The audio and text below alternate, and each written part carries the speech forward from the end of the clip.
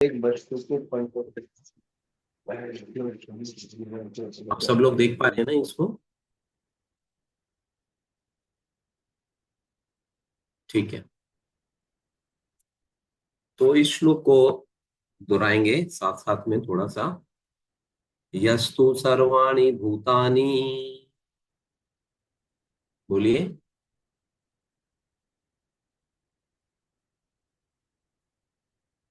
हरे कृष्णा। प्रेम मंजरी, मेरी आवाज आ रही है ना?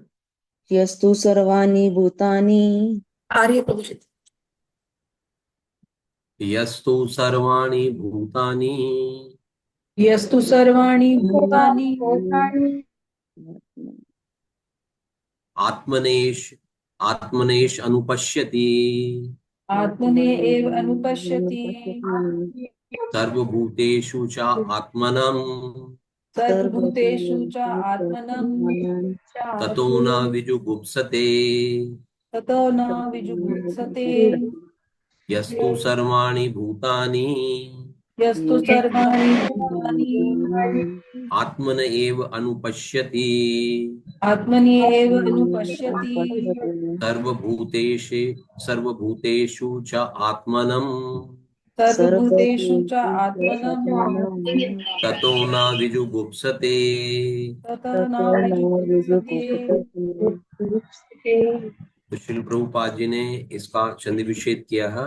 य, जो, तू, लेकिन, सर्वाणी, समस्त, भूतानी, जीवों का, आत्मनि, परमेश्वर के संबंध में, एव, केवल, अनुपश्यति, नियमित ढंग से देखता है, सर्वभूतेषु, हरेक जीव में, च, तथा, आत्मानम, परमात्मा को, ततः, तत्पश्चात, न, नहीं, विजुगुप्सते, किसी से घृणा करता है।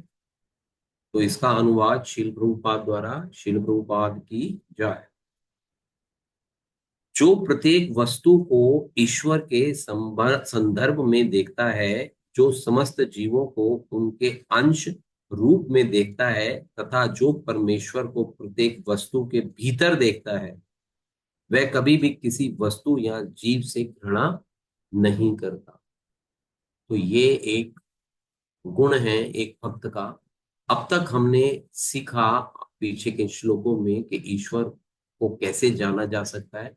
अब हम जानेंगे कि अलग अलग लोग अपने ज्ञान और अनुभूति या आत्म साक्षात्कार के अनुसार ईश्वर को कैसे जानते हैं या वो किस तरह से ईश्वर को महसूस करते हैं। जो व्यक्ति प्रत्येक जीवित प्राणी को आत्मा के रूप में या भगवान के अंश के रूप में देखता है, वह देखता है कि सब कुछ भगवान द्वारा बनाया गया है, ईश्वर द्वारा बनाया गया है, और उनमें जो सर्वोच्च, जो सबसे ऊंचे हैं जीवित प्राणियों, उसमें भी वो मौजूद है भगवान। वह सभी आत्माओं में उपस्थित है भगवान, है ना। और केवल केवल प्राणियों में या जीवों में ही नहीं, वो यहाँ तक कि जो चल अचल दोनों दोनों जगह पे वो लोग भगवान जो है वो उपस्थित है। भगवान जो है वो छोटे से छोटा परमाणु जिसको बोलते हैं ना, ये एटम, उसके अंदर में भी उपस्थित है ना। इसका एग्जाम्पल हम लोगों ने देखा था लास्ट मंत्र के अंदर में, जब श्रील प्रभुपाद ने अपने तात्पर्य में बताया कि नरसिंह भगवान खंबे में से कैसे अपने आप को प्रदर्शित करते हैं, अपने आप को कैसे व्यक्त करते हैं। तो यहाँ पे जो बातचीत की जा रही है वो एक उत्तम अधिकारी के विषय में, या जो भक्त ऐसा जो कि बहुत ही भक्ति के अंदर में प्रगाढ़ हो चुका हुआ है, उसके विषय में है, उसके विषय में चर्चा हो रही है कि ऐसा व्यक्ति किसी से कोई नफरत नहीं करता है, वह स्थिर है। भगवत गीता के सेकंड चैप्टर में भी हमने एक स्थित प्रज्ञा के विषय में जाना था। तो यहाँ पे भी क्या है कि ऐसा जो व्यक्ति है वो स्थिर रहता है भक्ति के अंदर में। जीवन में बहुत सारे द्वंद आते हैं, लेकिन वह किसी भी द्वंद से वो उसका उसके जीवन में कोई प्रभाव नहीं पड़ता। तो ये जो मंत्र है हमारे को एक जो एलिवेटेड सोल है, या एक भागवत है, उत्तम भागवत जिसको कि हम लोग बोलते हैं, या उत्तम अधिकारी जिसको बोलते हैं, उसके व्यवहार और आचरण के विषय में हमारे को बताता है कि ईश्वर के बारे में, आध्यात्मिक हमारे अंदर में ईश्वर के बारे में, ईश्वर या ईश्वर को लेके जो आध्यात्मिक दृष्टि है या हमारी आध्यात्मिक बुद्धि है, वो इमीडिएटली विकसित नहीं होती है। जैसे कि हम लोग अभी यहाँ क्लास में बैठे हैं और भगवान के विषय में कुछ सुनेंगे, तो ऐसा नहीं है कि ओवरनाइट ओवरऑल एकदम ऑल ऑफ सडन जो है हमारे अंदर में चेंज हो जाएगा, यू नो। तो ये ग्रेजुअली जैसे जैसे हम लोग अनुभव करेंगे और भगवान के विषय में जानेंगे, तो ये ग्रेजुअल प्रोसेस है। तो ऐसे धीरे धीरे हम ईश्वर के विषय में जान सकते हैं। तो उसको जानने का प्रोसेस क्या है, जैसे हमने भगवत गीता के 10th चैप्टर में पढ़ा था, भगवान ने जिसमें अपना भगवान के ऐश्वर्य के विषय में चर्चा हुई। भगवान बताते हैं कि जो मुझे डायरेक्टली नहीं समझ पाते, वो लोग मेरे को इनडायरेक्टली कैसे समझ सकते हैं कि पानी में मैं स्वाद हूँ, सूर्य का मैं प्रकाश हूँ, चंद्रमा में मैं जो मीठल शीतलता है मैं वो हूँ, ये सारी चीजें हैं जिनके द्वारा कि हम लोग भगवान की अनुभूति कर सकते हैं या हम उनको समझ सकते हैं।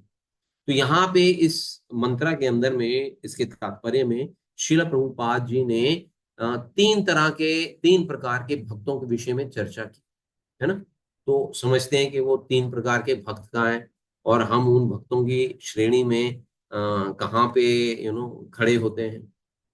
तो शील प्रभुपाद जी ने ये जो मंत्र 6 का जो तात्पर्य है, ये काफी मिलता जुलता तात्पर्य है जो कि श्रीमद् भागवतम में 11th चैप्टर के सेकंड 11th कैंटो के सेकंड चैप्टर के 45, 46, 47, ये तीन श्लोक हैं।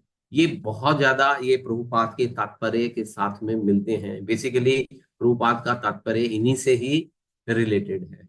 तो उसमें जो नव योगेंद्र हैं, ऋषि जो हैं, नव योगेंद्र जो हैं, वहां पे राजा निमि के पास में आते हैं और राजा निमि जो है उससे आध्यात्मिक चर्चा करते हैं। और उस आध्यात्मिक चर्चा के अंदर में ही जो नव योगेंद्रों से राजा निमि जो हैं वो प्रश्न करते हैं कि भक्त का, अलग अलग जो भक्त होते हैं वो किस स्तर पे होते हैं, उनको हम लोग कैसे पहचान सकते हैं, ये उनका प्रश्न होता है। तो उन नव योगेंद्रों में से एक श्री हवीर हैं, श्री हवीर। तो वो इनके प्रश्नों का उत्तर देते हैं। तो श्रील प्रभुपाद ने ये जो क्या बोलेंगे इसको, जो ये जो सब्जेक्ट यहाँ पे उठाया है, तो उसका हमारे से क्या संबंध है, ये हम अभी थोड़ा सा समझने का प्रयास करेंगे कि हम भगवान को समझने के लिए हमारे को अपने अंदर में जो हमारी चेतना है, उस चेतना को हमारे को आध्यात्मिक करना पड़ेगा, तब हम भगवान के विषय में हम जान सकते हैं। तो यहाँ जो श्रीमद् भागवतम में ये जो श्लोक दिया हुआ है, ये 2.47 है, 2.45, 46, 47। उन्होंने सबसे पहले उत्तम भक्त के विषय में या उत्तम अधिकारी के विषय में चर्चा की है, फिर मध्यम और फिर कनिष्ठ। लेकिन प्रभुपाद ने यहाँ पे पहले कनिष्ठ से प्रारंभ किए, तो हम लोग अकॉर्डिंगली श्लोक यहाँ पे मेंशन किए हैं। आचार्यम में हरिये पूजा या श्रद्धा ये हते न तद भक्तेषु चान्येषु सा भक्त प्राकृत समृता। कि इसके अनुवाद में क्या बताते हैं, इसका अर्थ क्या है इस श्लोक का, कि जो भक्त मंदिर में अर्चा विग्रह की श्रद्धा पूर्वक पूजा में लगा रहता है, किंतु अन्य भक्तों के प्रति या सामान्य जनता के प्रति उचित रीति का आचरण नहीं करता, वो प्राकृत भक्त अर्थात भौतिकतावादी भक्त कहलाता है और निम्न पद पर स्थित माना जाता है। तो ये श्लोक है। तो मैं रिक्वेस्ट करूंगा कि इसका जो तात्पर्य है, जो पहला पैराग्राफ है, वो कोई पढ़े यहाँ से अभी हमारे में से।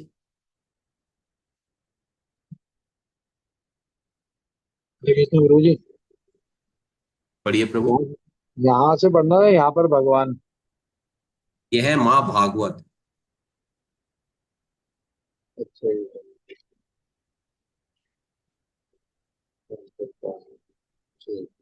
हाँ जी, हरे कृष्ण गुरु जी। ये यह पढ़िए। महाभारत ऐसे महापुरुषों का वितरण है जो हर वस्तु को पूर्ण पुरुषोत्तम भगवान के संदर्भ में देखता है। परमेश्वर की उपस्थिति की अनुभूति की तीन अवस्थाएं हैं। कनिष्ठ अधिकारी अनुभूति की निम्नतम अवस्था में होता है। वह अपनी धार्मिक आस्था के अनुसार किसी पूजा स्थल यथा मंदिर, गिरजाघर या मस्जिद में जाता है और वहां पर शास्त्रों के आदेश अनुसार पूजा करता है, ऐसी अवस्था के भक्त भगवान को पूजा स्थल पर ही उपस्थित मानते हैं, अन, अन्यत्र कहीं नहीं। वे न तो यह निश्चित कर पाते हैं कि भक्ति में कौन किस स्थिति पर है, न ही वह यह बता सकते हैं कि किस भगवान का साक्षात्कार हो चुका है। ऐसे भक्त साधारण नियमों का पालन करते हैं और कभी कभी परस्पर लड़ झगड़ भी पड़ते हैं कि अमुक प्रकार की भक्ति दूसरे से श्रेष्ठ है। वास्तव में ये कनिष्ठ अधिकारी भौतिका भौतिकतावादी भक्त होते हैं, जो आध्यात्मिक स्तर तक पहुंचने के लिए भौतिक सीमा को लांघने मात्र का प्रयत्न करते रहे हैं। थैंक यू जिन्हें प्रभु जी। थैंक यू प्रभु जी। तो यहाँ पे इस पैराग्राफ के अंदर में श्रील प्रभुपाद जी ने एक कनिष्ठ अधिकारी कौन है, मतलब जो ऐसा भक्त जो भक्ति में अभी जिसने भक्ति अभी एकदम प्रारंभ की है ना, ऐसा कनिष्ठ अधिकारी। यहाँ पे जो शब्द इस्तेमाल हुआ कनिष्ठ अधिकारी, तो कनिष्ठ अधिकारी का अर्थ है ऐसा व्यक्ति, या न्यू फाइट अंग्रेजी में बोलेंगे न्यू फाइट, कि जिसने अभी भक्ति एकदम प्रारंभ की है, बिल्कुल प्रारंभिक अवस्था में है। तो हमारे को लग सकता है कि हमारे को तो बहुत साल हो गए भक्ति करते हुए, तो हमारे को ये देखना होगा कि जो उसके गुण हैं, क्या वो गुण मेरे में भी हैं, या मैं इन गुणों को क्रॉस कर चुका हूं या क्रॉस कर चुकी हुई हूँ। अगर हम इन गुणों को क्रॉस कर चुके हैं तब तो हम लोग जो है कनिष्ठ अवस्था से ऊपर उठ चुके हैं। और जो अगर हम इनके अंदर में ये भी पड़े हुए हैं, जैसे कि ये कुछ आचरण बता रहे हैं या कुछ गुण बता रहे हैं, अगर वो गुण मेरे अंदर में भी है, मैं भी ऐसे ही प्रदर्शित करता हूँ अपने आप को, या अपने आप को मैं जब बैठता हूँ तो ऐसा ही पाता हूँ, तो इसका मतलब है कि अभी मेरी भक्ति में प्रगति नहीं हुई है। तो जानते हैं कनिष्ठ अधिकारी के विषय में। तो ऐसा भक्त ऐसे भक्त में सबसे पहली समस्या ये होती है कि जैसे इसमें बताया कि वो भगवान को केवल और केवल अपने मंदिर के अंदर में ही देखता है। उसको लगता है कि भगवान केवल मंदिर में ही है, मंदिर के अतिरिक्त और कहीं पे भी नहीं है। श्रद्धा है उसके अंदर में, ऐसा नहीं कि श्रद्धा नहीं है उसके अंदर में, या भगवान के प्रति प्रेम नहीं है, या आस्था नहीं है, यहाँ लगाव नहीं है उसको भगवान से, है।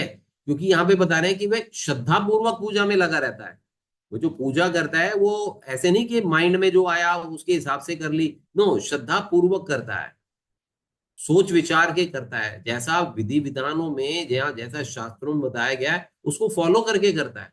लेकिन उसके अंदर में समस्या क्या है कि वो केवल अर्चा विग्रह की ही सेवा करता है। उसको लगता है कि मेरा और मेरे भगवान का, बस मैं और मेरे भगवान, बस ये दो ही वस्तु हैं, और कोई संसार के अंदर में कोई तीसरी वस्तु नहीं है।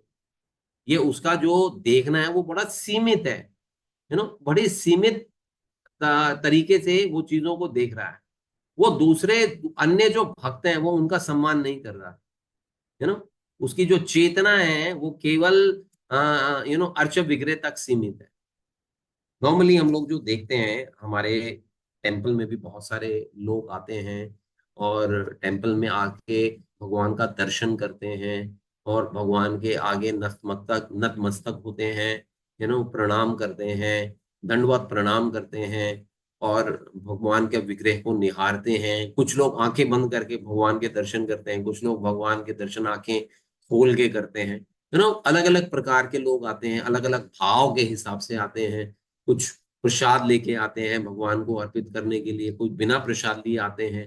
तो ये लोग क्या है कि उनके मन के अंदर में एक श्रद्धा का भाव है। लेकिन क्या है कि जैसे ही वो टेम्पल में आएंगे क्या करेंगे, वो सीधा डीटीज ऑल्टर के पास में चले जाएंगे। वो आगे ना तो किसी को प्रणाम करेंगे ना कुछ करेंगे, वो सीधा डीटीज के पास जाएंगे। उनको लगता है कि मेरा जो कनेक्शन है वो केवल इन विग्रहों के साथ में है या भगवान के साथ में है, भगवान के अर्चा विग्रह के साथ में मेरा संबंध है, और मेरा संबंध किसी के साथ में है ही नहीं। तो वो दूसरे वहां पे जो भक्त उपस्थित हैं उसको उसकी तरह वो देखता ही नहीं है, ना उनसे बात करना चाहता है, ना उनके विषय में उनको समझना चाहता है, ना उनसे भगवान के विषय में कुछ सुनना ही चाहता है। ये भी बात है कि अगर कोई भक्त उनको भगवान के विषय में बताना चाहे तो वो उसमें भी इंटरेस्टेड नहीं होता। वो कहते हैं नहीं, मेरे को कुछ नहीं सुनना, मेरे को आता है जी, मेरे को कुछ मत बताइए, है ना।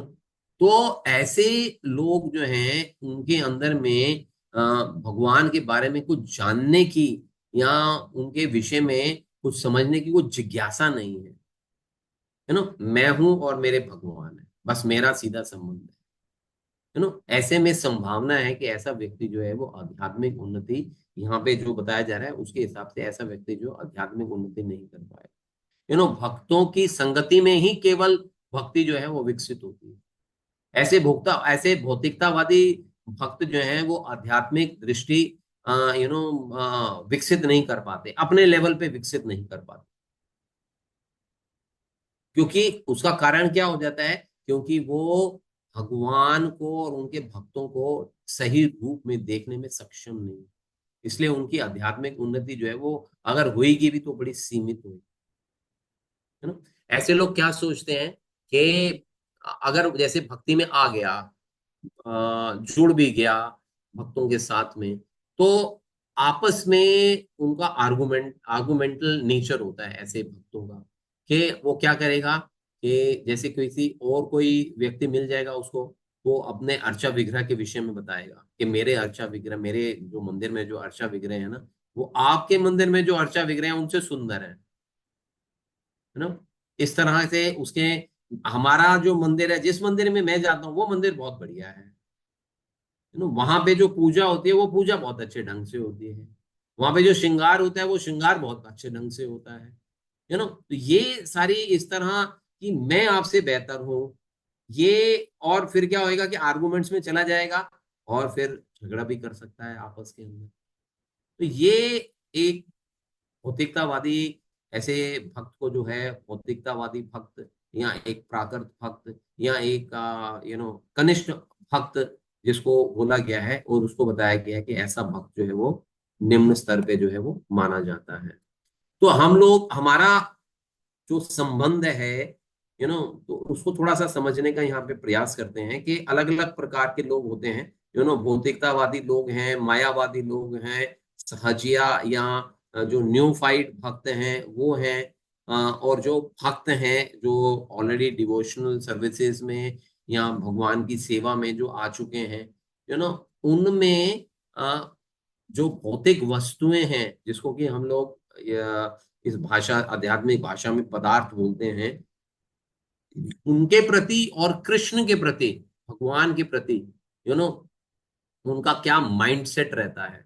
जैसे भौतिकतावादी लोग हैं या मटेरियलिस्टिक जो लोग हैं, यहाँ पे अनासक्त का अर्थ है कि कृष्ण के साथ में कोई संबंध नहीं है, जिसका आसक्ति नहीं है, कृष्ण में जिसकी आसक्ति नहीं है। और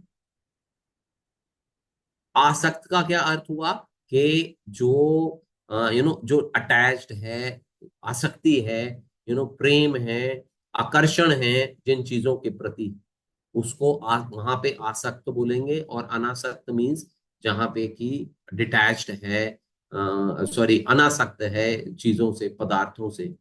तो भौतिकतावादी जो लोग होते हैं, मटेरियलिस्टिक जो लोग होते हैं, उनमें वस्तुओं के प्रति बहुत आकर्षण होता है, उनसे वो बहुत आसक्त रहते हैं।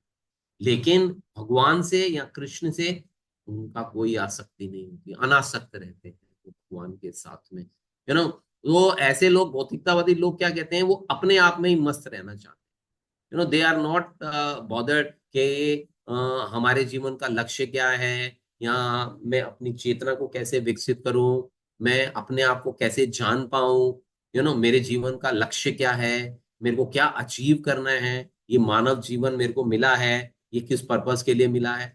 ऐसा ऐसा विचार उसके अंदर में आता ही नहीं है। उसको बस आता है कि बस मेरे को ये शरीर प्राप्त हुआ है, मेरे को बस इसमें भोग करना है, इसमें आनंद लेना है। तो ऐसा भक्त जो है वो कृष्ण से अटैच नहीं होता, अनासक्त रहता है। और जब हम मायावादियों की बात करते हैं, तो मायावादी जो है वो पदार्थों से तो अनासक्त होते हैं, लेकिन पदार्थों के साथ साथ भगवान से भी अनासक्त ही रहते हैं, है ना। क्योंकि उनका मायावादी क्या है कि वो निराकार के अंदर में बिलीव करते हैं, वो भगवान के विग्रह में या भगवान की फॉर्म के अंदर में उनका कोई आसक्ति नहीं होती है। तो ऐसे भक्त जो हैं वो भौतिक पदार्थों से तो अनासक्त रहते हैं। मतलब फॉर एग्जाम्पल वो हर चीज में वैराग्य प्राप्त करने का प्रयास करते हैं कि खाने के अंदर में कोई पदार्थ जो है वो लिमिटेड से पदार्थ खाएंगे या कुछ विशेष प्रकार के पदार्थ खाएंगे। वो भगवान के भोग का भगवान के भोग को पाना है उसके अंदर में बिलीव नहीं करते हैं, क्योंकि उन्होंने उनमें कोई फॉर्म में बिलीव नहीं है, तो वो भगवान कृष्ण से भी अनासक्ति है। तो ऐसे जैसे हम लोग हैं, हम लोग भगवान को भोग ऑफर करते हैं, भगवान को सब कुछ करते हैं, भगवान की सेवा में इन्वॉल्व होते हैं, उनको ये सारी अपॉर्चुनिटीज ही नहीं मिलती हैं मायावादियों को, जो हम लोगों को ये सारी अपॉर्चुनिटीज मिलती हैं। भक्त लोग जो हैं वो प्रसाद खाते हैं, 56 भोग खाते हैं, ये अपना अनासक्त रहते हैं पदार्थों से, भोजन से, दूसरी चीजों से। तो ये बेसिकली इनका आकर्षण नहीं होता भौतिक चीजों की तरफ, लेकिन एट द सेम टाइम भगवान से भी अनासक्त ही है। फिर एक सहजिया या जो न्यू फाइट हो गया, उसमें क्या रहता है कि वो जो है उसके भौतिक चीजों के प्रति या पदार्थों के प्रति वो आसक्त रहता है, उसका आकर्षण रहता है। वो चाहता है कि मैं भोग तो करूं, भगवान की भक्ति करता है, लेकिन वो अपना जो भोग है, भोग प्रवृत्ति जिसको कि हम लोग बोलते हैं, आनंद लेने की प्रवृत्ति जो है, भोक्ताराम यज्ञ तपसाम। तो जैसे भगवान भोक्ताराम है, तो ऐसे उसको लगता है कि मैं भी भोक्ताराम, मैं कृष्ण का भक्त हूँ, और भगवान ऐश्वर्यपूर्ण है, मैं भी ऐश्वर्यपूर्ण हूँ, तो वो क्या है कि भौतिक वस्तुओं के प्रति उसका आकर्षण रहता है, और भगवान के आसक्त, भौतिक वस्तुओं के प्रति आसक्त रहता है, और कृष्ण से आसक्त कृष्ण से भी आसक्त रहता है। दोनों दोनों चीजें पैरेलली उसकी चलती हैं। भगवान के साथ में भी संबंध है, लेकिन भौतिक वस्तुओं के साथ में भी आनंदित होना चाहता है। वेरएस भक्त की अगर हम बात करते हैं, तो भक्त जो है वो भौतिक पदार्थों से अनासक्त रहता है, और कृष्ण से आसक्ति रहती, कृष्ण में उनकी आसक्ति रहती। भक्त पदार्थ में या भौतिक वस्तुओं के प्रति अनासक्त रहने का क्या अर्थ हुआ? ऐसा नहीं है कि जैसे प्रसाद की बात करते हैं, for example, very simple and understandable है सबके लिए प्रसाद जो है। तो भक्त लोग जो हैं वो भगवान को भोग अर्पित करते हैं, भगवान को भगवान का जो भोग है वो प्रसाद रूप में प्राप्त करते हैं। वो ऐसा नहीं करते कि नहीं जी हम नहीं खाएंगे, भगवान वो बहुत बहुत अच्छे से कि नहीं नहीं भगवान को भोग लगाया हुआ है, वी विल हैव इट, हम उसको ऑनर करते हैं, बड़े प्यार के साथ में उसको प्रसाद को जो है वो पाते हैं। और उसके साथ में जैसे कि है कि मैं आपको एक छोटा सा एग्जांपल देता हूँ शील प्रभुपाद को बहुत से लोग धन देते थे, तो कुछ लोग उनमें से पूछते थे कि जो सन्यासी होते हैं वो तो पैसे को हाथ ही नहीं लगाते हैं, हमने बहुत सारे सन्यासियों को देखा है जो पैसों को हाथ ही नहीं लगाते।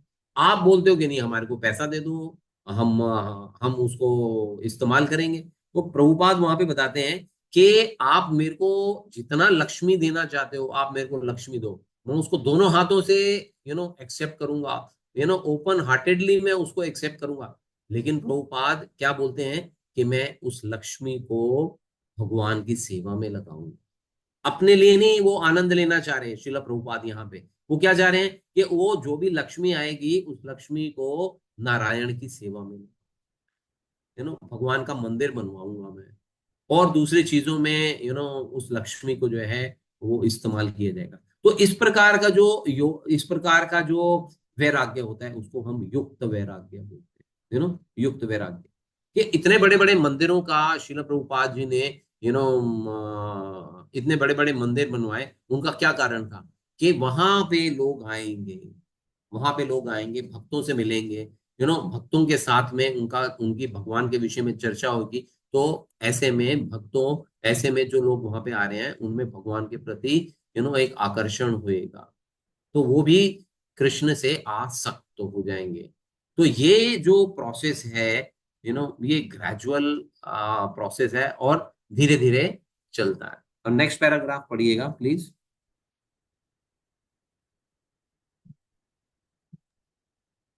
हरि बोल। हरे कृष्णा। जी पढ़िए। जिन्हें साक्षात्कार की दूसरी अवस्था प्राप्त हो चुकी होती है वे मध्यम अधिकारी कहलाते हैं। ये भक्त 4 श्रेणियों के व्यक्तियों के बीच अंतर को मानने वाले होते हैं। परमेश्वर, दूसरा भगवत भक्त, तीसरा वे बोध जन जिन्हें भगवान का कोई ज्ञान नहीं है, और चौथा नास्तिक जो भगवान पर श्रद्धा नहीं रखते और भक्ति करने वालों से घृणा करते हैं। मध्यम अधिकारी इन चार श्रेणियों के मनुष्यों के प्रति पृथक पृथक प्रकार से बर्ताव करता है। वह भगवान को प्रेम के पात्र मानकर उनकी पूजा करता है और भक्ति करने वालों से मैत्री स्थापित करता है। वह अबोधों के हृदय में सुप्त भगवत प्रेम को जगाने का प्रयास करता है, किंतु वह उन नास्तिकों के पास नहीं जाता जो भगवान के नाम से ही घृणा करते हैं। Thank you, thank you. तो अब देखिए यहाँ पे जो श्रील प्रभुपाद जी ने जो तात्पर्य यहाँ पे बताया है, तो हम श्रीमद् भागवतम का ये श्लोक देखेंगे 11 to 46 में। तो ईश्वर इसमें क्या है कि ईश्वरे तदनेषु बालिशेषु द्विषस्तु चा प्रेम मैत्री कृपोपेक्षा या करोति सा मध्यम, के द्वितीय कोटि का भक्त जो मध्यम अधिकारी कहलाता है, मतलब सेकंड कैटेगरी है ये, भक्त की जो है ये सेकंड कैटेगरी है। द्वितीय कोटि का भक्त जो मध्यम अधिकारी कहलाता है, भगवान को अपना प्रेम अर्पित करता है। यहाँ पे बताया ना चार चीजें जो बताई हैं। तो पहला बताया परमेश्वर, तो परमेश्वर क्या है, अर्थात यहाँ पे वो भगवान को अपना प्रेम अर्पित करता है। क्योंकि जैसे पहले नियोफाइट या कनिष्ठ अधिकारी के अंदर में श्रद्धा है, तो इसके अंदर में भी श्रद्धा है, उससे प्रगाढ़ श्रद्धा है, हो सकता है कनिष्ठ अधिकारी से बेटर श्रद्धा है या उतनी ही श्रद्धा है, लेकिन क्या है कि वो भगवान को अपना प्रेम अर्पित करता है ना। और फिर प्रेम अर्पित करने के बाद में क्या है कि वह भगवान के समस्त भक्तों के प्रति मैत्रीपूर्ण व्यवहार रखता है। दिस इज द सेकेंड गुण। दूसरा गुण है उस मध्यम अधिकारी का कि वह जो है भगवान के जो भक्त हैं उनके प्रति मैत्रीपूर्ण व्यवहार रखता है। तो यहाँ पे सेकंड बताया कि भगवत भक्त, कि वो भगवत भक्तों के बीच में संबंध बना के रखता है। संबंध बना के रखता का क्या अर्थ हुआ? फॉर एग्जाम्पल कि मेरा कोई मित्र है, मेरा कोई मित्र है, मैं उसके साथ बड़ी गहरी मित्रता है, और मित्रता जब है मेरी अपने मित्र के साथ में, तो क्या मेरी मित्रता केवल मेरे मित्र तक ही सीमित है? नहीं, जो मेरी मित्रता है वो मेरे मित्र के जो मित्र हैं उनके साथ भी मेरा मैत्रीपूर्ण भाव होना चाहिए। जो उसके पेरेंट्स हैं, उसके जो फ्रेंड्स हैं, या उसके जो ब्रदर सिस्टर्स हैं, या तो उनके साथ में भी मेरा वैसा ही संबंध होना चाहिए। तभी तो मेरी जो फ्रेंडशिप है या जो मेरी दोस्ती है वो प्रॉपर दोस्ती कहलाएगी। अगर मैंने बोला कि नहीं, मेरे को तो केवल अपने मित्र से संबंध है, मेरे को उसके माता पिता से कोई लेना देना नहीं है, या किसी उसके बहन भाई के साथ में मेरा कोई रिलेशन नहीं है, तो ऐसी मित्रता लंबे समय तक नहीं चल पाएगी। क्यों? जिसको भी हम लोग अपना बनाते हैं तो उसको पूर्ण रूप से बनाना चाहिए। जैसे कि किसी लड़का लड़की की जब मैरिज होती है, तो अब लड़की जो है वो अपने पति के घर में आती है, तो ऐसा नहीं है कि उसका संबंध जो है वो केवल उसके अपने पति के साथ में ही है, नहीं, उसका संबंध किससे है? उसका संबंध पूरे परिवार से है। वो अपने पति के माता पिता को अपने माता पिता की तरह ही प्रेम करती है, यू नो उसके भाई बहनों को, उसके रिलेटिव्स को, उसके फ्रेंड्स को सेम वे में रेसिप्रोकेट करती है। तो ये मैत्रीपूर्ण व्यवहार हो गया हमारा। तो ये जो चीज है ये कनिष्ठ अधिकारी के अंदर में मिसिंग होती है। कनिष्ठ अधिकारी क्या कहता है? मेरा संबंध केवल भगवान के साथ में, और किसी के साथ में नहीं, है ना। तो सब लोगों के साथ में मैत्रीपूर्ण व्यवहार नहीं रखता है। यहाँ पे क्या है कि भक्त जो है वो सबके साथ में मैत्रीपूर्ण व्यवहार रखता है, वे भगवान के समस्त भक्तों के प्रति मैत्रीपूर्ण व्यवहार रखता है। और तीसरा क्या है कि वह अज्ञानी व्यक्तियों पर दया करता है जो अबोध हैं। इसका अर्थ है कि उसके मन के अंदर में दया का भाव है। वो चाहता है कि अन्य लोग, जैसे मैं भगवान के विषय में जानता हूं, ऐसे अन्य लोग भी जो है वो भगवान के विषय में जाने, कृष्ण को जाने, कृष्ण की महिमा को जाने, कृष्ण के ऐश्वर्य को जाने, अपने विषय में जाने। ये सारी चीजें जो है वो कनिष्ठ अधिकारी दूसरों को देना चाहता है, तो दूसरों को बांटना चाहता है। क्योंकि जब हम किसी चीज को बांटते हैं तो वो चीज बढ़ती है। तो हम कृष्ण का प्रेम जब दूसरों में बांटते हैं, है ना, तो वो प्रेम क्या हो जाता है? वो प्रेम और प्रगाढ़ हो जाता है। जैसे श्रीमद् भागवतम के अंदर में भी एक श्लोक आता है,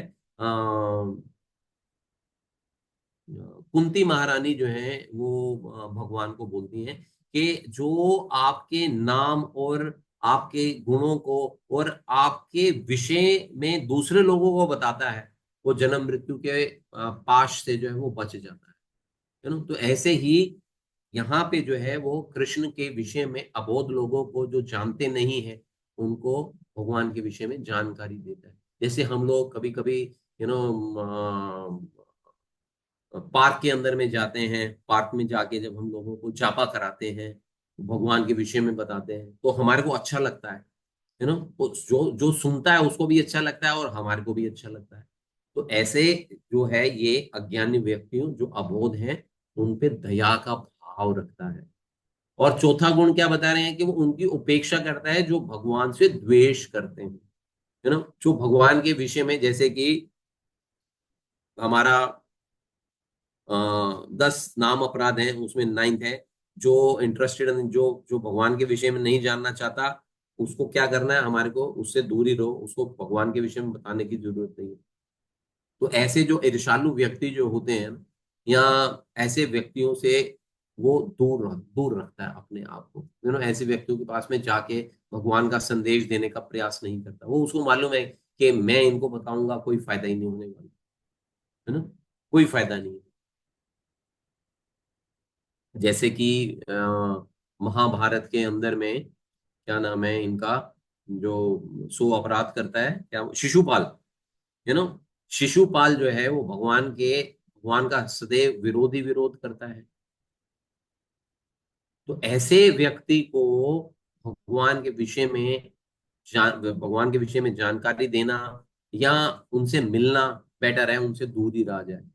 क्योंकि क्या करेंगे ऐसे लोग, भगवान की निंदा करेंगे, और निंदा भगवान के भक्त को निंदा भगवान की सुननी नहीं। वो या तो उसका विरोध करेगा तो झगड़ा होएगा। तो इसलिए बेटर है कि वहां से इमीडिएटली जो है वो चला जाए। तो ये बेसिकली ये मध्यम अधिकारी की जो विशेषताएं होती हैं इनको हम लोग ऐसे समझ सकते हैं। और फिर थर्ड पैराग्राफ पढ़िएगा मध्यम अधिकारी से ऊपर। जी पढ़िए।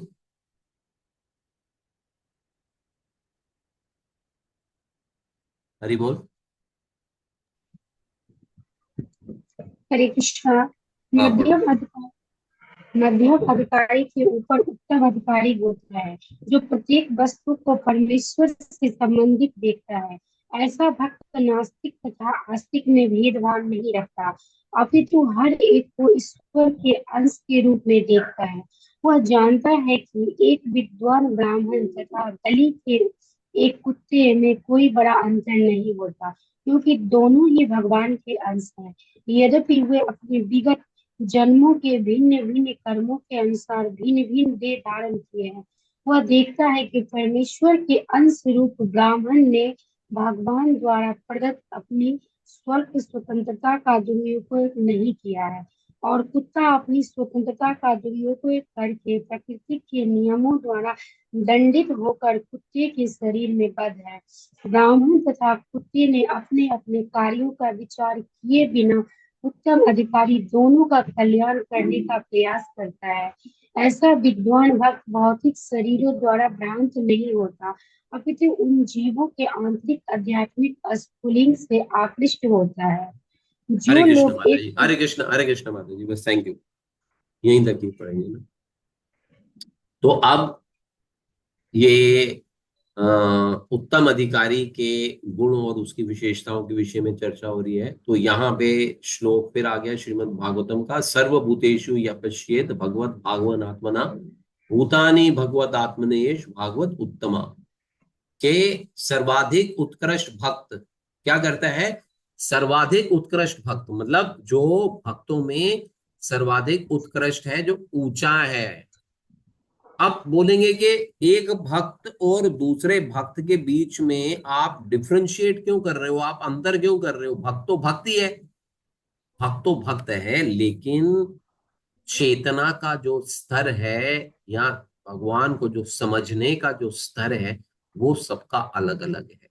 इसलिए एक को मध्यम अधिकारी, एक को कनिष्ठ अधिकारी, और एक को जो है वो यहाँ पे उत्कृष्ट या उत्तम अधिकारी करके बोला जा रहा है। क्योंकि चेतना का स्तर का अंतर है कि कैसा भाव है भगवान को समझने के लिए, कितना समर्पित है, समर्पण का भाव कितना है हमारा, ये उसके ऊपर निर्भर करता है। तभी भक्त जो है वो कनिष्ठ कहलाएगा, मध्यम कहलाएगा, या उत्कृष्ट भक्त जो है वो कहलाएगा। तो यहाँ पे क्या बता रहे हैं कि सर्वाधिक उत्कृष्ट भक्त हर वस्तु के भीतर, चाहे वह चल है चाहे वह अचल है, भौतिक वस्तु है या आध्यात्मिक वस्तु है, उससे उसको कोई फर्क नहीं पड़ रहा। जैसे अभी हमने शील प्रभुपाद जी का एग्जांपल दिया कि उनके पास में लक्ष्मी आती है तो वो लक्ष्मी को एक्सेप्ट करते हैं और उसको भगवान की सेवा में लगाते हैं, है ना।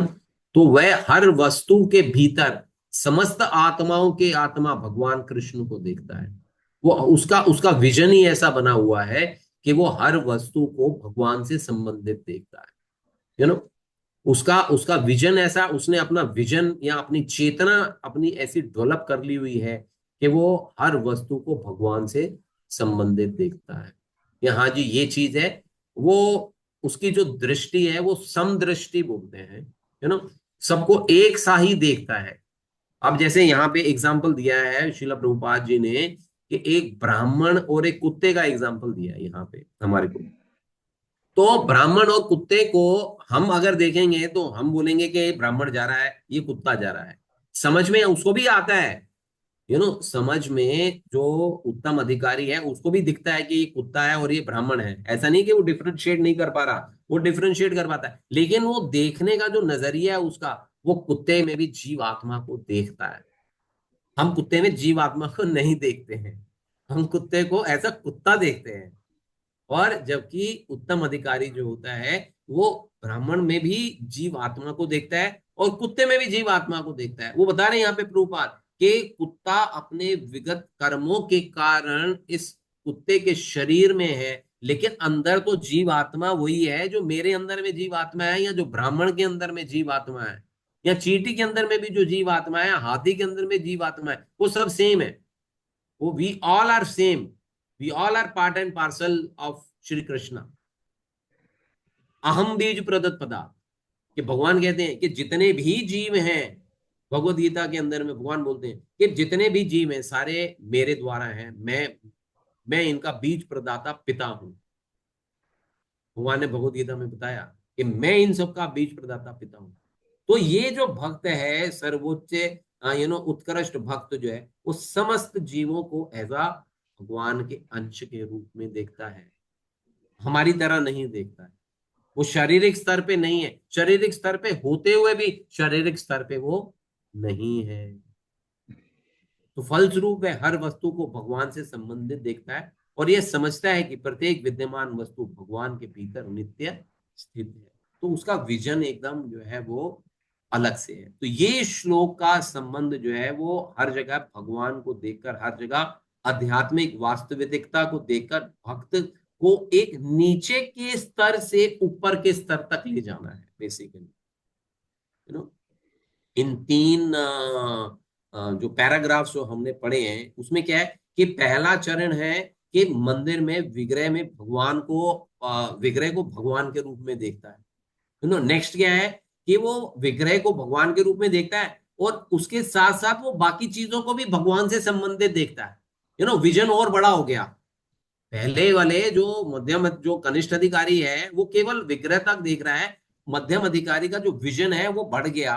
वो मध्यम अधिकारी जो है वो भगवान को भगवान से तो प्रेम कर रहा है, लेकिन भगवान की जितनी भी वस्तुएं हैं वो उनसे भी प्रेम कर रहा है। और तीसरा जो आ गया सबसे उच्च स्तर पे है, वो वास्तव में भक्त सभी लोगों को भौतिक दृष्टि से बिल्कुल नहीं देखता और हर चीज को आध्यात्मिक रूप में देखता है ना। तो वो ऐसा देखता है कि प्रत्येक वस्तु जो है वो भगवान से अभिन्न है, भगवान से हर वस्तु अभिन्न है। तो एक शिला प्रभुपाद जी अपने कृष्णा बुक जो है उसमें जो भगवान की जो रासलीला होती है उस रासलीला के अंदर में बताते हैं कि प्रत्येक गोपी जो है ना वो भगवान के साथ में नृत्य कर रही है। ऐसे ही प्रत्येक जीव जो है वो भगवान के साथ में नृत्य कर रहा है, वह प्रत्येक जीव जो है वो नृत्य कर रहा है। जैसे भगवत गीता के अंदर में 18 चैप्टर में भगवान बताते हैं कि मैं समस्त जीवों के अंदर में बैठा हूं और अपनी माया से सबको, अपने जीव के हृदय में बैठकर उनको अपनी माया से मैं घुमा रहा हूं। तो ऐसा है, यहाँ तो जीव नाच रहा है, नृत्य कर रहा है। यहाँ तो वो माया के साथ में नृत्य कर रहा है या कृष्ण के साथ में नृत्य कर रहा है। नृत्य तो हर व्यक्ति कर रहा है। उत्तम अधिकारी जो है वो देखता है कि जो लोग बॉडीली लेवल पे हैं, तो उनको आध्यात्मिक स्तर पे कैसे जो है वो ऊपर लेके आया जाए। तो उत्तम अधिकारी जो होता है वो नॉर्मली प्रीचिंग नहीं करता, लोगों को उपदेश नहीं देता। क्यों नहीं देता? क्योंकि वो तो सबको एक समान देखता है ना। लेकिन हमारे इस्कॉन में क्या है कि जो भी उत्तम अधिकारी हैं वो प्रीचिंग करते हैं, यू नो वो प्रीचिंग करते हैं। अब वो क्या करते हैं, वो अपने आप को एक स्टेप डाउन करते हैं, वो अपने आप को मध्यम अधिकारी के स्तर पे लेके आते हैं, फिर लोगों को प्रीचिंग करते हैं। क्योंकि सेकंड कनिष्ठ जो मध्यम अधिकारी है उसमें क्या बताया कि वो भगवान के विषय में लोगों को बताता है, अबोध लोगों को, जो अबोध लोग हैं, जैसे है ना ये, कि वह अज्ञानी व्यक्तियों पर दया करता है जो अबोध है। तो उत्तम अधिकारी जो है वो एक स्टेप डाउन होता है और मध्यम अधिकारी के स्तर पे आता है और फिर लोगों को प्रीचिंग करता है, फिर लोगों को भगवान के विषय में बताता है। क्योंकि अगर वो अपनी ही स्टेज में रहेगा तो वो समदर्शी रहेगा, समदर्शी रहेगा तो वो तो भगवान को, सब जीवों को एक समान देख रहा है। लेकिन उसको समझ में आती है कि मैं ऐसे में लोगों को भगवान के पास में नहीं लेके आ पाऊँ।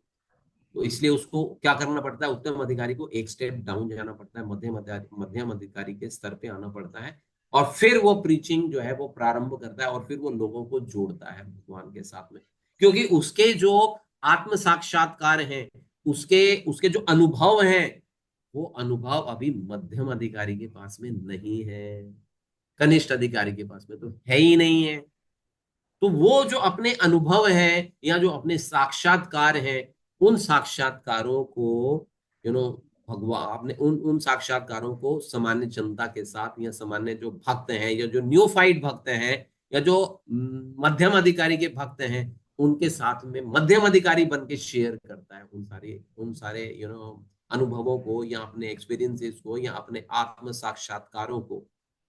तो वो जब उनको बताता है, तो जो मध्यम अधिकारी है या जो कनिष्ठ अधिकारी है, उसका उसकी चेतना जो है वो जागृत होती है या उसकी जो चेतना है वो विकसित होती है और विकसित चेतना के साथ में वो आध्यात्मिक उन्नति जो है उनकी प्रारंभ हो जाती है। तो ऐसे ही हम देखते हैं कि एक भक्त जो है वो दूसरे भक्त को भगवान के विषय में बताता है और ऐसे ही एक भक्त दूसरे भक्त को, दूसरा तीसरे को, तीसरा चौथे को, ऐसे ही जो है ये जो हमारा इस्कॉन का जो प्रीचिंग है वो बढ़ रही है। या ऐसे ही धीरे धीरे करके श्रील प्रभुपाद जी ने जो है इस प्रीचिंग को जो है वो इस स्तर पे लेके आए हैं। तो इसको भक्त भागवत भी बोलते हैं, इसको उत्तम अधिकारी को भक्त भागवत भी बोलते हैं। भक्त भागवत का क्या अर्थ हुआ कि जो भागवत में जो बताया गया है उसको भक्त भागवत का अर्थ है वो उसने अपने जीवन में उतार लिया हुआ है। उत्तम अधिकारी ने उसको अपने जीवन में उतार लिया है। उस उस उस शास्त्र के अनुसार या उस भागवत के अनुसार वो अपना जीवन जो है वो जी रहा है। अगर आप भागवत पढ़ते हो या उस भागवत भक्त से सुनते हो, it is one and the same, उसमें कोई अंतर नहीं है, दोनों चीजें जो है वो समान स्तर पे है। तो ये जो है ये उत्तम अधिकारी की विशेषता है कि वो किसी को भी बॉडीली लेवल पे या शारीरिक स्तर पे नहीं देखता, वे सब जीवों को आध्यात्मिक स्तर पे देखता है, सब जीवों को एक सा देखता है, लेकिन वो अपने एक्सपीरियंसेस शेयर करके बाकी लोगों को भी एलिवेट करता है, ऊपर उठाता है। Yes, next para.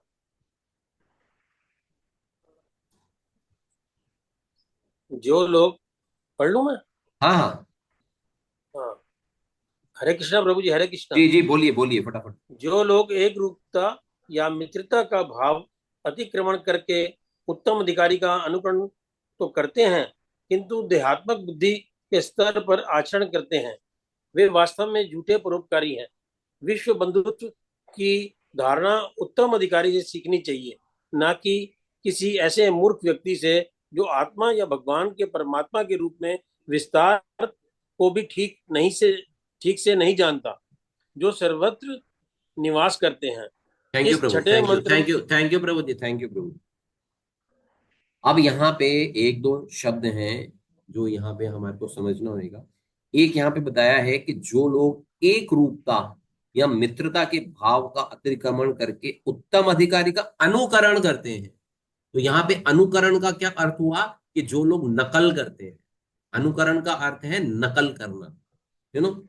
एक रूपता मीन सब लोगों को एक समान। जैसे कि उत्तम अधिकारी क्या करता है कि उत्तम अधिकारी समस्त जीवों में भगवान को देखता है। तो ये जो लोग हैं, इनसे हमारे को सावधान रहना पड़ता है। There are number of gurus available in in the market now days.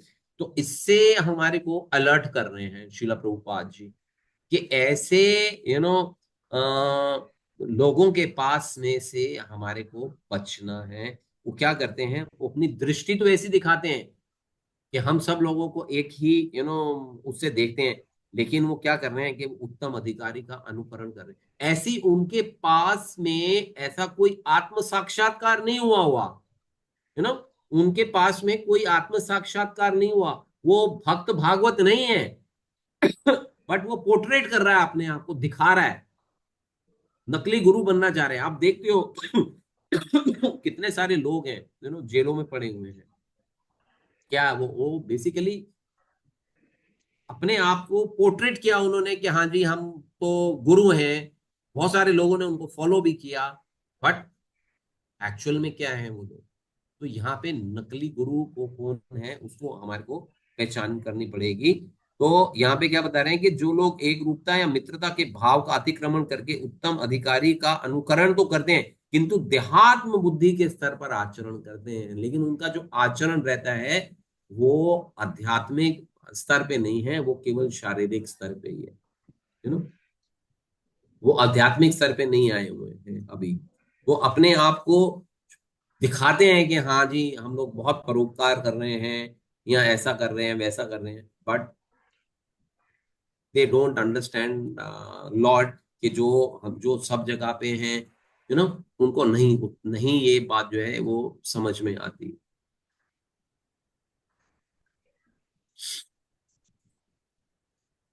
देखो,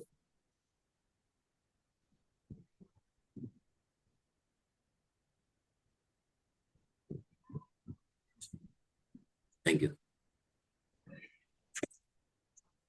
तो यहाँ पे थोड़ा सा समझने की कोशिश करते हैं कि कैसे यहाँ पे जैसे एक रूपता बोला गया है, तो क्या कैसे एक रूपता है और कैसे एक रूपता नहीं है। जैसे फॉर एग्जांपल हम सब लोग भगवान के अंश हैं, ठीक है ना। इस बात से हमारे को कोई इनकार नहीं है कि हम भगवान के अंश हैं। और सब जीवों के अंदर में जीव आत्मा है, उपस्थित है। परमात्मा स्वरूप के अंदर में भगवान समस्त जीवों के अंदर में बैठे हुए हैं, और वो समस्त जीवों को प्रेरित भी कर रहे हैं अपनी चेतना को विकसित करने के लिए, अपनी चेतना को आध्यात्मिक बनाने के पॉइंट ऑफ व्यू से। तो अब ये हमारे पे निर्भर करता है कि हम किस प्रकार से उन चीजों को जो है वो समझ सकते हैं या समझने का प्रयास कर सकते हैं। जैसे फॉर एग्जांपल जैसे क्लास के अंदर में एक टीचर होता है, तो टीचर बहुत सारे स्टूडेंट्स बैठे हुए हैं क्लास के अंदर में, सेम एक ही मैसेज दे रहा है। टीचर जो है वो एक ही मैसेज दे रहा है पूरी की पूरी क्लास को। लेकिन जो जितने भी स्टूडेंट्स हैं, तो हर स्टूडेंट अपनी अपनी क्षमता के अनुसार, अपनी अपनी इंटेलिजेंस के अनुसार, अपने अपने कैलिबर के अनुसार उसको ग्रैब कर रहा है या उसको समझने का प्रयास कर रहा है, या उसकी बुद्धि के अंदर में वो चीज पड़ रही है। लेकिन वो बता क्या रहा है, वो सब कुछ एक एक सा ही जो टीचर है वो सब कुछ एक ही चीज सबको बता रहा है, लेकिन सब अलग अलग अपने अपने ढंग से जो है वो उनको सीख रहे हैं। तो बेसिकली क्या है कि ये हो गया हमारा शारीरिक स्तर। अब हम बात करते हैं कि हमारा आध्यात्मिक स्तर। आध्यात्मिक स्तर पे जब हम आते हैं, तो आध्यात्मिक स्तर पे there is no difference between you and me, between one जीवात्मा टू अनदर जीवात्मा, क्योंकि हम सब भगवान के अंश। शारीरिक स्तर पे आएंगे तो सब सब we all are unique, we all are different, but if we'll come to the spiritual platform, on spiritual platform we all are same because we all are part and parcel of Krishna। हम सब लोग भगवान के अंश हैं, उन्हीं के स्वरूप हैं, उन्हीं का गुण रखते हैं। अब उस गुण को हमारे को अपने आप में डेवलप करना है ना। उस गुण को हमारे को अपने आप में अपने में उस गुण को हमारे को डेवलप करना है। जब हम उस गुण को डेवलप करेंगे तो हमारे को समझ में आ जाएगा कि भगवान जो है वो सर्वत्र हैं और सभी जीवात्माएं जो है वो भगवान का अंश हैं। और जब हमारे अंदर में इतनी बुद्धि आ जाएगी तो हम राइट और रॉन्ग को समझ पाएंगे। तो जो गुरु एक्चुअल में जो गुरु है और जो गुरु के रूप में हमारे सामने उपस्थित हो रहा है उसको भी हम लोग समझ पाएंगे। इसके लिए नेक्टर ऑफ इंस्ट्रक्शन का जो सबसे पहला श्लोक आता है उसको हम आधार मानकर उसको हम आधार मान के जो है एक गुरु के अंदर में क्या क्या गुण हो सकते हैं। वाचो वेगम मनसा क्रोध वेगम जिह्वा वेगम उदर उपस्थ वेगम एतान वेगान यो विषहित धीरा सर्वाम इमाम पृथ्वी का शिष्या। तो ये गुण हैं, इनके गुणों के आधार पे हम लोग उसको हम असली गुरु और नकली गुरु को जो हम पहचान सकते हैं। Yes, next paragraph.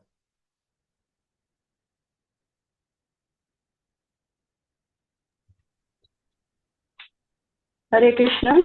यस माता जी पढ़िए।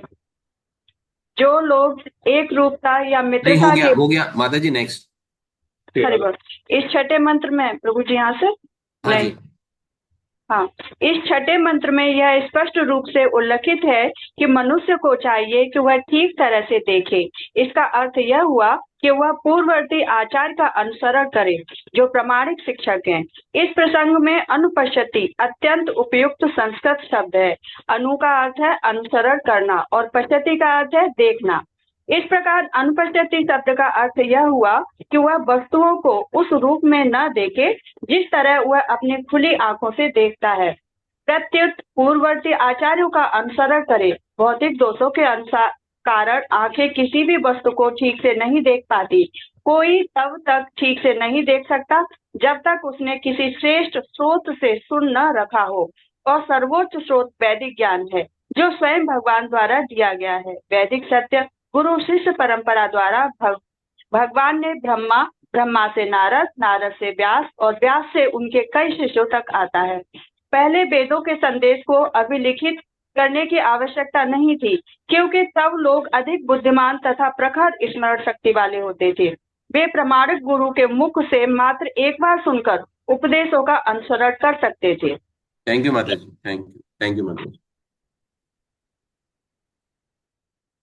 अब यहाँ पे क्या है कि यहाँ पे कहाँ ये प्रभुपाद जो है कहाँ से प्रारंभ कर रहे हैं कि मनुष्य को चाहिए कि वे ठीक तरह से देखे। ठीक तरह से देखेगा क्या अर्थ हुआ? क्या हमारे पास में आंख नहीं है जो हम ठीक से देख नहीं पा रहे? हमने तो चश्मा भी लगा रखा हुआ है, हमारे को तो सब कुछ जो है वो ठीक ठाक दिखता है, हम अच्छे से पढ़ लेते हैं, है ना। तो यहाँ पे जिस देखने की बात हो रही है वो हम जो सामान्य दृष्टि से देखते हैं उस दृष्टि से देखने की बात नहीं हो रही है, यू नो। जैसे हमने देखा कि हमारे अंदर में 4 प्रकार के दोष होते हैं, है ना। पढ़ा ना हम लोगों ने, हमारे अंदर में 4 प्रकार के दोष होते हैं। तो हम जो सीइंग इज बिलीविंग नहीं होना चाहिए कि जो हमारे को दिख रहा है उसमें हम बिलीव कर लें। ऐसे तो हमारे को उसमें बताया, छोटा एग्जांपल आया था कि सूर्य जो है हमारे को छोटा सा दिखता है, थाली के जैसा दिखता है, पर सूर्य इतना सा थोड़ी ना, थाली के समान थोड़ी ना, तो पृथ्वी से भी बड़ा है। तो seeing is believing is not right. तो हमारे को कैसे करना पड़ेगा, तो बता रहे हैं कि पूर्ववर्ती आचारों का अनुसरण करना पड़ेगा। पहले वाले पैराग्राफ के अंदर में क्या था, अनुकरण, नकल करने के लिए बोल रहे थे। अब यहाँ पे क्या है, अनुसरण करने के लिए बोल रहे हैं। अनुसरण का मतलब है फॉलो करना, हमारे को उस चीज को ना हमारे को फॉलो करना है। उस चीज को हमारे को क्या करना है, हमारे को पूर्ववर्ती आचार्यों का अनुसरण करना है। हमारे को यू नो अलग से अलग से कुछ प्रैक्टिस करने की जरूरत नहीं है, क्योंकि ये सारी चीजें जो हिट एंड ट्रायल जिसको कि हम लोग बोलते हैं, ये हमारे आचार्य ऑलरेडी कर चुके हुए हैं। तो what we have to do is we should simply adopt their instructions, because ये जो हिट एंड ट्रायल वाला जो काम है, ये हमारे आचार्य गण जो हैं, ये ऑलरेडी कर चुके हुए हैं। We don't need to do all this hit and trial. जैसे कि एग्जाम्पल आता है ना, कि श्रुति के अंदर में हमने एग्जाम्पल पढ़ा था ना, कि माँ कहती है कि ये तुम्हारे पिता है, तो वी शुड एक्सेप्ट इट, कि मेरी माँ ने बोला ये मेरे पिता है, मेरे को पिता का डीएनए करवाने की जरूरत नहीं है। मैं कितने लोगों का डीएनए कराऊंगा, मैं डीएनए कराते कराते थक जाऊंगा, मेरी मृत्यु हो जाएगी, लेकिन मैं सब जीवों का डीएनए नहीं कर पाऊंगा। तो मेरे जो आचार्य गण हैं, वो जो इंस्ट्रक्शंस दे रहे हैं, उन्होंने जो आत्म साक्षात्कार किया हुआ है, उस आत्म साक्षात्कार के हिसाब से हमारे को जो इंस्ट्रक्शंस दे रहे हैं, क्योंकि जो आचार्य गण है वो भागवत हैं, वो भक्त भागवत हैं, वो उत्तम अधिकारी हैं, वो लोग हमारे को इंस्ट्रक्शंस दे रहे हैं। तो हम क्या करें, हम सिंपली उन इंस्ट्रक्शंस को अपने आप से, अब हम उन इंस्ट्रक्शंस को एक्सेप्ट करें और उनको हम फॉलो करें। जो हमारे को हमारी खुली आंखों से दिखता है, वो एक्चुअल में सत्य नहीं होता। हमारे को इन खुली आंखों के साथ साथ ज्ञान चक्षु की भी आवश्यकता पड़ती है। जैसे फॉर एग्जांपल कि हम एक एक एक एक बोर्ड पे एक लाइन खींच देते हैं नीचे से ऊपर की तरफ, एक ग्राफ बना देते हैं, नीचे से ऊपर की तरफ जा रहा है या ऊपर से नीचे की तरफ आ रहा है। जब नीचे से ऊपर की तरफ जा रहा होता है ग्राफ, तो कुछ बोल नहीं रहा है, वो सिर्फ एक लाइन डली हुई है कि हाँ नीचे से ऊपर। तो हमारे को लगता है कि यस, अगर इकोनॉमी के पॉइंट ऑफ व्यू से अगर हम उसको देखते हैं, तो हमारे को लगता है कि इकोनॉमी जो है वो ग्रो कर रही है ऊपर की तरफ जा रहा है, इसका मतलब है ऊपर प्रगति हो रही है। और यही अगर नीचे की तरफ जा रहा है, तो हमारे को लगता है कि हाँ जी, ये डाउनफॉल आ गया इसके अंदर, इकोनॉमी जो है वो नीचे गिर रही है। तो ये ऊपर जा रहा है या नीचे जा रहा है, ये हम किस आंख से तो हमारे को दिख रहा है, लेकिन हम किससे एनालाइज कर रहे हैं उस चीज को, हम अपने ज्ञान से, अपनी बुद्धि से उसको एनालाइज करके बता रहे हैं। तो हमारे को अपनी आंखें, जो भौतिक आंखों से हमारे को चीजें दिख रही हैं, उसके साथ में हमारे को ज्ञान चक्षु भी जोड़ लेना है, तब हम चीजों को पूर्ण रूप से देख पाएंगे। अदरवाइज हम उन चीजों को पूर्ण रूप से नहीं देख पाएंगे। शास्त्रों में हमारे को बहुत सारी इंस्ट्रक्शन जो है वो हमारे को मिलती रहती है। शास्त्रों में बहुत सारी इंस्ट्रक्शंस मिलती है हमारे को। तो शास्त्रों की जो इंस्ट्रक्शंस हैं, उनसे हमारे को भयभीत नहीं होना है। उन इंस्ट्रक्शन से हमारे को भयभीत नहीं होना, रादर उन इंस्ट्रक्शंस को हमारे को एक्सेप्ट करना है और अपने जीवन के अंदर में उन इंस्ट्रक्शंस को लागू करने की, हमारे को उनको उसका अनुसरण करने की हमारे को आवश्यकता है शास्त्रों के अंदर में बहुत बहुत प्रकार से कई दफा शास्त्र अगर हम पढ़ते हैं, तो उसमें कई ऐसी इंस्ट्रक्शंस आ जाती हैं जो हमारे माइंड को डिस्टर्ब करती है। बेसिकली जो शास्त्रों की जो इंस्ट्रक्शंस हैं, जो शास्त्र बने हैं, वो बेसिकली इस पॉइंट ऑफ व्यू से बने हैं या इस हिसाब से बने हैं कि सभी जीव आत्माएं जो हैं, भौतिक शरीर जिनको प्राप्त है या उनकी चेतना जो है वो एक स्तर की नहीं है। हम सब जीव आत्माओं की जो चेतना है, उसके स्तर जो है वो अलग अलग हैं, और हमारे जो शास्त्र हैं, हमारी चेतना के आधार पर इंस्ट्रक्शंस देते हैं। प्लीज माइंड इट, जो हमारे शास्त्र हैं वो हमारे को हमारी चेतना के अनुसार इंस्ट्रक्शंस देते हैं। इसीलिए यहाँ पे बताया जाता है कि हमारे यहाँ पे इतने सारे शास्त्र हैं, ये दूसरी जगह में तो कोई इतने शास्त्र नहीं है, एक ही शास्त्र है या जो कुछ भी है, इस तरह से जो भी बातचीत होती है।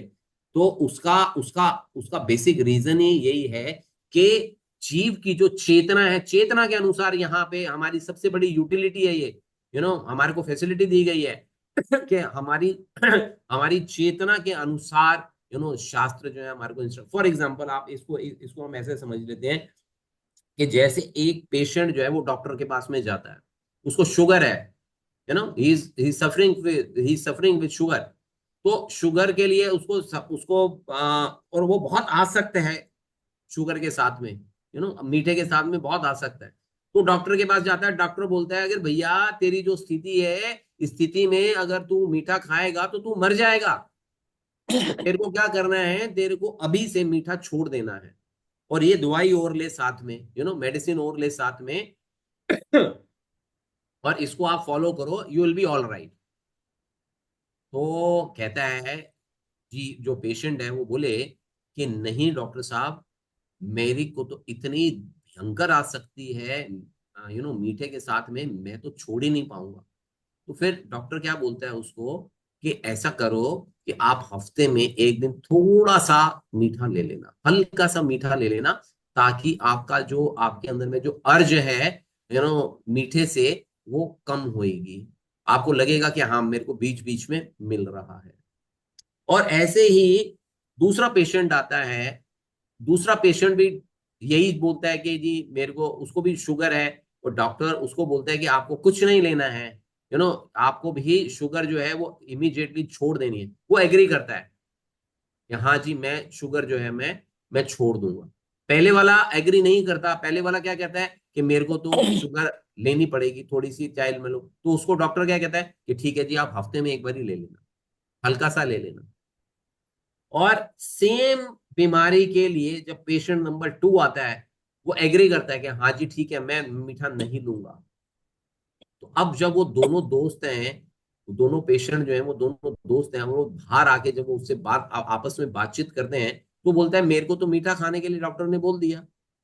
दूसरा बोलता है मेरे को तो मना कर दिया, बोला आपने खाना ही नहीं है। तो यहाँ पे गलती किसकी है? तो ऐसे ही हमारे शास्त्र जो हैं हमारी चेतना के हिसाब से, हमारी मेंटालिटी के हिसाब से हमारे को इंस्ट्रक्शंस दे रहे हैं। उसमें जैसे फॉर एग्जांपल एक और एक और एग्जांपल से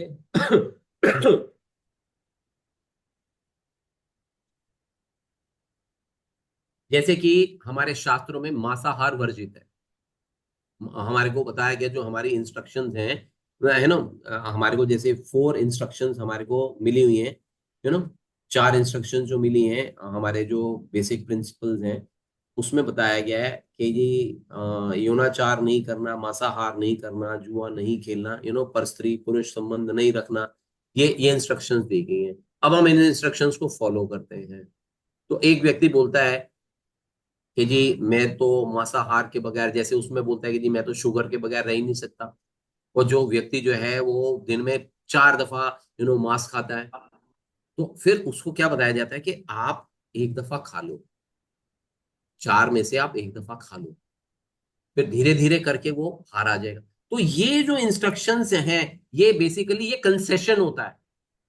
this is called a kind of concession for progress.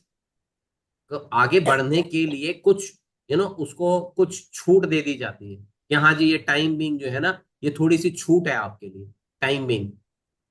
तो इसको अगर हम विरोधाभास लेके चलें कि नहीं जी ये तो हमारे शास्त्रों के अंदर में ऐसा क्या, तो हमारे शास्त्र हमारे को जो इंस्ट्रक्शंस दे रहे हैं वो हमारी बुद्धि के हिसाब से, हमारी चेतना के हिसाब से, हमारे को ऊपर ले जाने के पॉइंट ऑफ व्यू से दे रहे हैं, हमारे को नीचे लेके आने के पॉइंट ऑफ व्यू से नहीं दे रहे। तो शास्त्रों को इसलिए बोला गया कि यहाँ पे आंखों को ठीक तरह से देखें। देखने का मतलब है we should use our intelligence, हम लोग उसको ओपन माइंड से देखें। ये पॉइंट ऑफ व्यू है यहाँ पे। Yes, next para.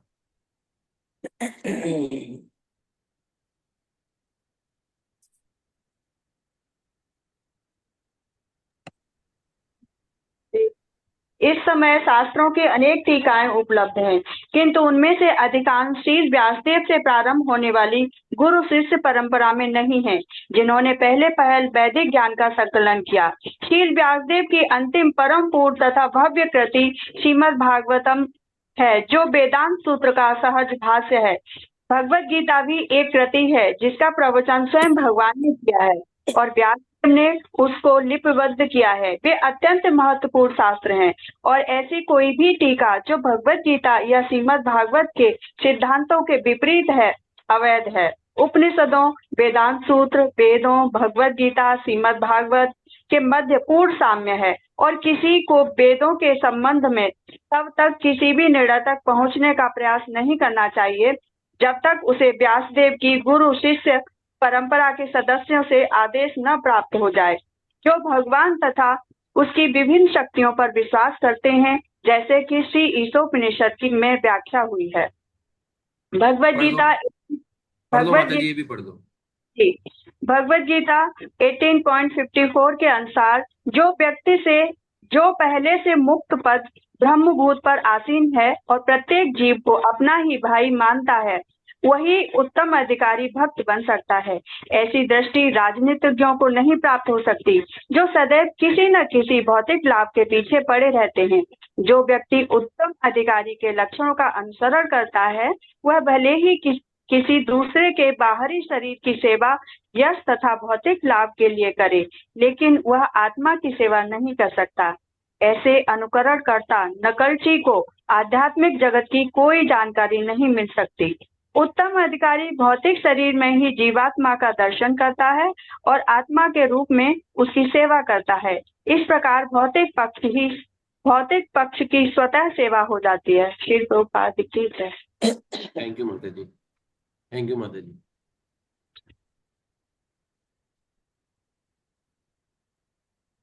तो अब निष्कर्ष क्या निकलता है कि शास्त्र जो है वो हमारे को एक शास्त्र का हमारे लिए एक संदेश है। अब हम उस संदेश को कैसे ग्रैब करते हैं या कैसे अंडरस्टैंड करते हैं या किस प्रकार से हम लोग उसको समझते हैं, ये बेसिकली क्या है कि ये आदेश जो हैं हमारे को भगवान से प्राप्त होते हैं और भगवान से गुरु परंपरा के द्वारा हमारे को प्राप्त होते हैं। और इसमें हम लोग अपने हिसाब से छेड़खानी नहीं कर सकते। ये गुरु शिष्य परंपरा में जिस प्रकार से आ रहा है उसी प्रकार से हमारे को एज इट इज उसको एक्सेप्ट करना है। और उसमें अगर हम अपनी कल्पना के हिसाब से या अपनी मनोवृत्ति के हिसाब से या अपने पॉइंट ऑफ व्यू से या अपनी बुद्धि के पॉइंट ऑफ व्यू से उनमें कोई अगर हम उसको हम छेड़ना चाहेंगे, वो यहाँ पे बता रहे हैं कि ये भगवान के शब्द हैं। भगवत गीता, श्रीमद् भागवतम, ये सब जो हैं ये भगवान के शब्द हैं। इनमें गुरु परंपरा के द्वारा ही इसको हमारे को समझना होगा और कोई और कोई अल्टरनेट नहीं है हमारे को इसको समझने के पॉइंट ऑफ व्यू से।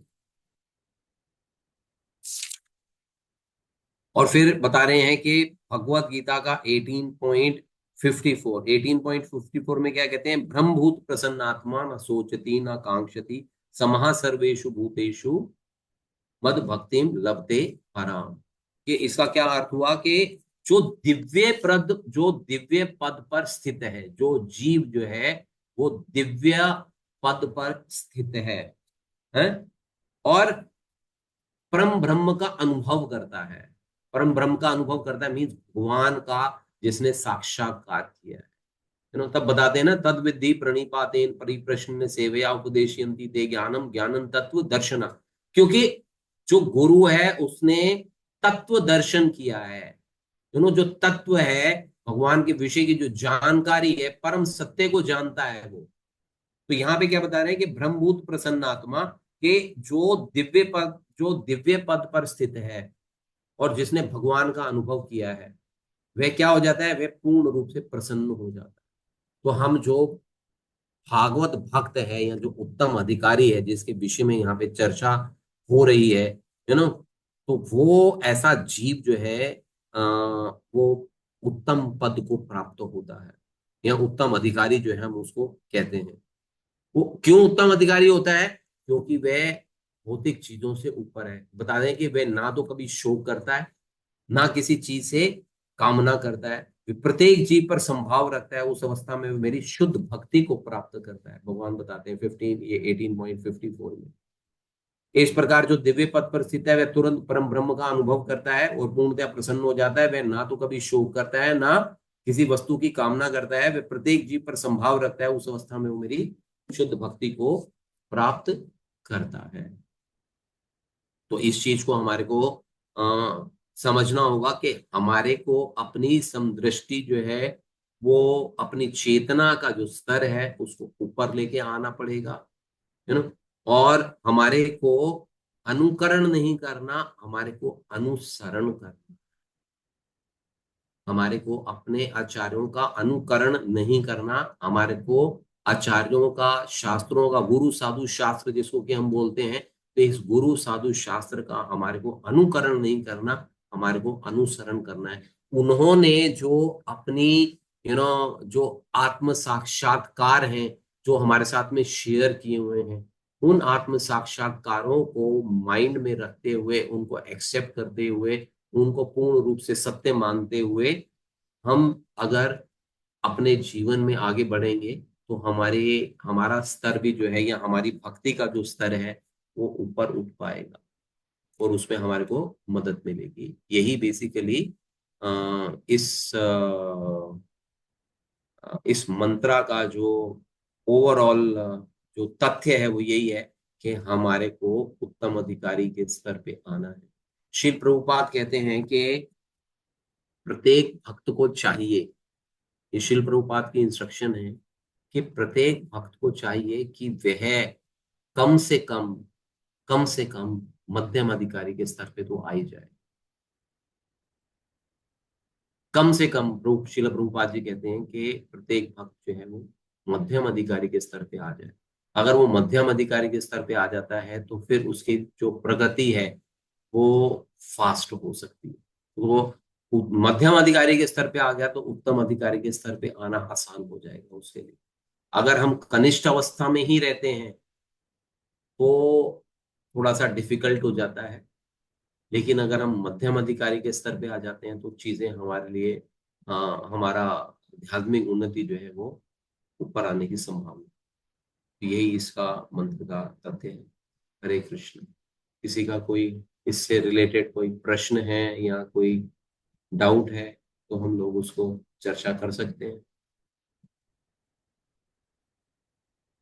नहीं तो आप अपने अपने जो साक्षात्कार हैं, जो भी कुछ क्या समझ में आया अभी उसके विषय में चर्चा कर लेंगे। पहले प्रश्न कर लेते हैं, फिर 5 मिनट लगा के उसके विषय में भी चर्चा कर सकते हैं।